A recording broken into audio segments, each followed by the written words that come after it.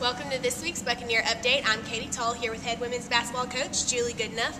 Coach, y'all have had such a crazy week. You had an exciting win at Asheville and some special things happened there, so why don't you tell me a little bit about that? We did, and when we visited about that trip, I was really excited about going to Asheville and PC being our last road trip, and we rolled into Asheville and played really well offensively, executed well, got lots of open shots, set a new Big South record for three-pointers in a game with 18, and just a great team effort. I really felt like our team was really focused on both ends of the floor, but probably the best we've executed offensively, just really working the ball until we got wide open shots. So that was an exciting win. Good, and you continued to another win at PC, and then you came back home and y'all fell to Radford. Tell us a little bit about that loss and how y'all rebounded with a win against the #1 team in conference. Katie, I'm having a hard time recalling that Radford game right now. No, I'm just kidding. It was a great game, I think, very entertaining game for our fans.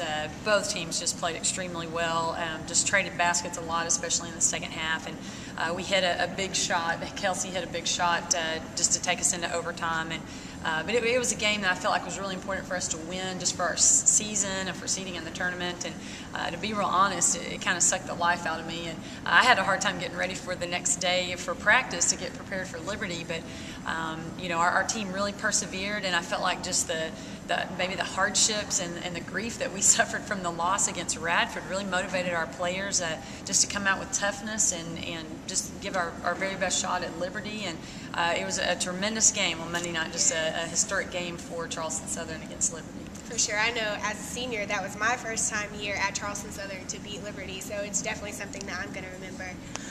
Okay, Friday y'all have senior night taking on Coastal. What are you going to do in preparation for that game, and what are some practice points that you're going to emphasize this week? Well, Coastal is a very athletic team. Sydney Moss is one of my favorite perimeter players in the entire league, and she was actually injured the last time we played them, so we haven't seen her this year, but she's playing really well. They count on her to be a big offensive threat for them, and she's, I think, number 4 in rebounds right now in the league, so it's really important we keep her away from extra offensive rebounds and extra opportunities to score. But I think we've got to really take care of the ball. We've got to execute and take the shots that we want to take. We've got to keep them away from layups, free throws. Got to keep them away from wide open shots. Counting on our defensive intensity that we had in our prior 2 games to come back out against Coastal, we're going to have a great effort. And you know from your experience here, every time we play Coastal, it comes down to the wire. So we can anticipate that, and it'll be a great and entertaining game for our fans. We encourage everyone to come and be here before the game starts for the senior night recognition. And I think it's just going to be a tremendous game, and we need to be prepared and preparing these couple of days we have just for a really tough, aggressive, just a hard-nosed game, and just be ready to come out and play strong and be the tougher team. Right, and you were talking about defensive intensity. Is that also obviously going to be a focus for Monday's game against Winthrop, which will also be your last conference game before the tournament? Right, absolutely. For our players, I think to get wins, we've got to have a great defensive effort against Coastal and against Winthrop, and especially at home, in the gym that we play in, that we practice in every day. You would expect us to shoot the ball pretty well here, but we've got to make sure that other teams don't come in and have a lot of success offensively.